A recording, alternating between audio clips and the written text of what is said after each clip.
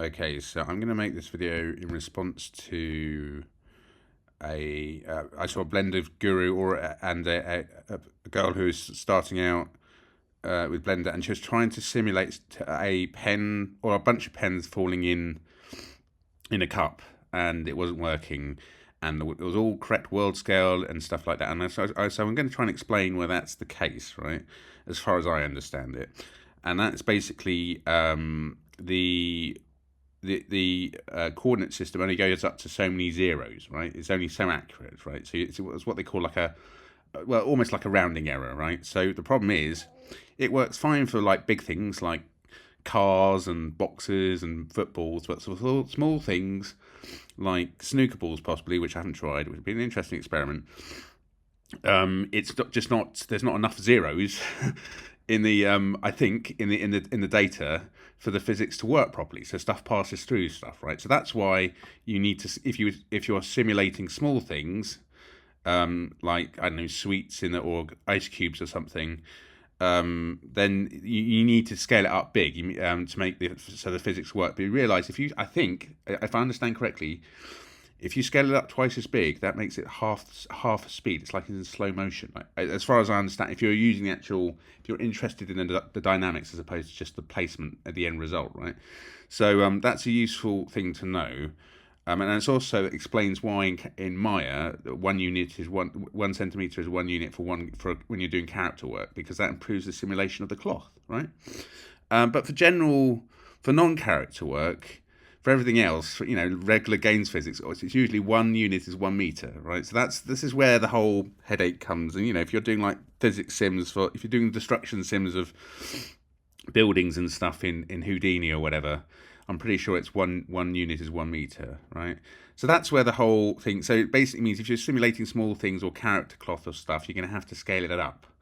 I'm not quite sure if, as I say, with the cloth thing, I'm not 100% sure if you scale it up that by twice, that's half the speed. Effectively, it's in slow motion when you play it back on the simulation. But that's the explanation is there's only so many zeros in the data. I think that the data goes up to before it stops.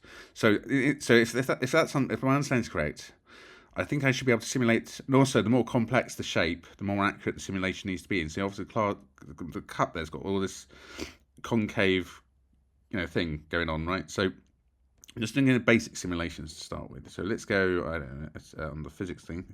Remember how to do it. Collision, and we'll go. I think it's static. We need to find or rigid body. Dynamics. Show how rusty I am. Rigid body.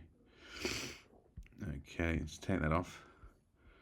Rigid body, and we want to say passive, right? And rigid body, and we want to make active.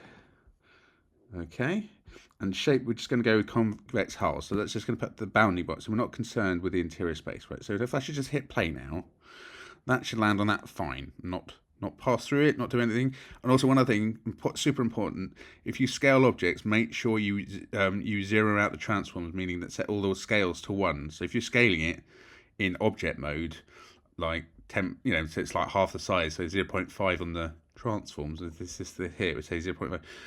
You need to put everything to 1, okay? So my recommendation if you scale stuff is go do it in edit mode, and then everything will always stay in 1. So that's something else. So let's go play. There, it's fine. Okay, it's admittedly not the most challenging, but even if we like to rotate it just so it's a bit more interesting, and because it's in, let's do it. Oh, rotate. You can see I messed around and everything in edit mode, and so just put it slightly off, so it's a bit more interesting. Let's see what happens now. Oh, look, it's important that our pivot point is in the center. You can see how it's. So that's also interesting, isn't it? So it's a simple way to fix that. Go back to the beginning. And so that's something else. Make sure your pivot point is in the center of the mass, because then that will throw off all your physics. Object. Set origin. Geometry to origin. Origin to geometry. There you go. That's what you need to do. Now, let's press play in that. See, look how great that is. Didn't take long, and it also looks correct speed as well, right? That's important to. It depends what you're after. If you're after just the rest position, then the whole speed that the thing simulates isn't so important. The accuracy is important. But if you after the right, so that's fine. Okay, great. So let's try the pen. We need to do the same thing here. Object, set origin to geometry. Okay, so that's all correct. And again, we'll go with the physics tab, dynamics, rigid body, and we'll go active. Yeah, that's correct. Okay, and so hopefully, but I don't think we've set that to actually have a collision thing. Collision. We need to set. Okay. Okay, let's try that. This might just bounce off the top. It might not actually enter into the thing. There we go. Okay. Let's see if we can try and fix that. Let's put that there. Let's change the type to mesh. It's under rigid body, but let's try that. See what happens now. Oops, he says, why is this not working? Now we need to go rigid body, active, back to the beginning. There you go, it's all working. Although it's going a bit mental because I think it'd probably be a good idea to basically simulate this. Well, the reason why it's whizzing around is because you've got two things that are what we need to do is just simulate. Let's just simulate it. And I'm going to make this switch, kill the dynamics, or rather go to the rigid body and make it passive. We need to act it. We need to bake it, I think. Okay, I'm going to stop there, but you can see how it's all work. The pen's going mental. It's sort of rolling around and not settling and everything. And if you had a bunch of pens, it wouldn't. They would crash into each other and intersect and come out and all the rest of it.